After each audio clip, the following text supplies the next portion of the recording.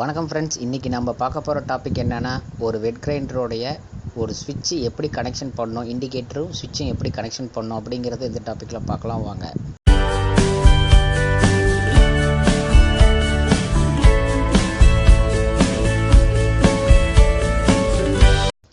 First ஒரு கிரைண்டருக்கு எப்படி ஸ்விட்ச் இருக்கும் அப்படின்னா, மேலே ஒரு இண்டிகேட்டர் இருக்கும். இது வந்து இண்டிகேட்டரு, கீழே ஒரு ஸ்விட்ச் இருக்கும். இது வந்து ஸ்விட்சு கேஸு. இதில் பார்த்திங்கன்னா 2 ஸ்க்ரூவும் வரும், ஒரு சிலதில் 4ம் வரும். இதுதான் வந்து இதோடைய அமைப்பு. இதை நான் உங்களுக்கு இன்னும் தெளிவாக காட்டுறேன் பாருங்கள். ஒரிஜினல் ஸ்விட்சில் இதுதான் இதோடைய அமைப்பு. இதில் பார்த்திங்க அப்படின்னா 4 ஸ்க்ரூ இருக்குது.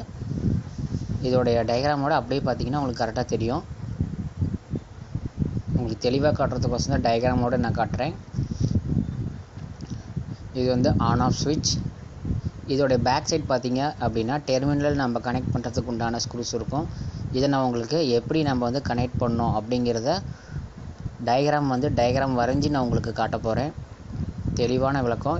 நான் வந்து உங்களுக்கு எப்படி ஃபேஸ் எங்கே கொடுக்கணும், இதில் நியூட்ரல் எங்கே கொடுக்கணும், இண்டிகேட்டருக்கு எப்படி கனெக்ஷன் கொடுக்கணும் அப்படிங்கிறத உங்களுக்கு நான் ஃபுல்லாக சொல்ல போகிறேன். இதுக்கு வந்துட்டு இந்த வீடியோ ஃபுல்லாக பார்த்தீங்க அப்படின்னா உங்களுக்கு தெரியும். இது பார்த்தீங்க அப்படின்னா எத்தனை ஆம்ப்ஸ் அப்படின்னா, ஆம்ப்ஸ் வந்து இதில் மேக்ஸிமம் ஆம்ப்ஸ் வாங்கி நம்ம போட்டுக்கலாம். 32 ஆம்ப்ஸ் வாங்கி போட்டுக்கலாம். அடுத்து எப்படி நம்ம கனெக்ஷன் கொடுக்குறது அப்படிங்கிறத பார்க்கலாம்.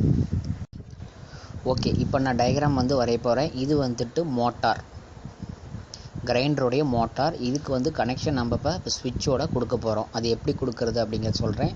இதில் பார்த்திங்கன்னா 2 ஸ்க்ரூ, அதாவது 2 கனெக்டரு. இதில் பாருங்கள் உங்களுக்கு தெரியும். அதேமாரி மேலே இண்டிகேட்டரில் 2 கனெக்டரு, ஃபேஸ் அண்ட் நியூட்ரல். இப்போ நம்ம ஸ்விட்சில் ஃபேஸ் கண்ட்ரோல் பண்ண போகிறோம். ஃபேஸ் லைன் டைரெக்டாக ஸ்விட்சோட கீழ் செக்ஷனுக்கு வந்து ஜாயின் பண்ணிடுவோம். இது வந்து ஃபேஸ் லைன். நல்லா தெளிவாக பார்த்துக்கோங்க. அடுத்து பார்த்தீங்க அப்படின்னா நியூட்ரல் வந்து இண்டிகேட்டருக்கு ஒரு நியூட்ரல் போயிடும். 230 வோல்ட் ஏசி சப்ளை நம்ம கொடுப்போம். இப்போ பார்த்தீங்க அப்படின்னா ஃபேஸோடைய ஸ்விட்சோட அவுட்புட் பார்த்தீங்க அப்படின்னா மோட்டரோட ஒரு லீடுக்கு போயிடும். இன்னும் மோட்டாருக்கு ஒரே ஒரு நியூட்ரல் மட்டும் வந்தால் வேலை முடிஞ்சது. இது வந்து ஆன் ஆஃப். இந்த இடத்துல தான் நம்ம ஸ்விட்ச் ஆன் பண்ண போகிறோம், ஆஃப் பண்ண போகிறோம். அடுத்து பார்த்தீங்க இந்த நியூட்ரல் நான் எங்கே கொண்டு போய் இந்த ஃபேஸை ஃபஸ்ட்டு இதிலிருந்து ஒரு கனெக்ஷன் எடுத்து இண்டிகேட்டருக்கு ஒரு ஃபேஸ் நான் கொடுத்துட்றேன். இப்போ மோட்டாருக்கும் இண்டிகேட்டருக்கும் ஒரு நியூட்ரல் மட்டும் கொடுத்தோம்னா வேலை முடிஞ்சது. இங்கே நியூட்ரல்.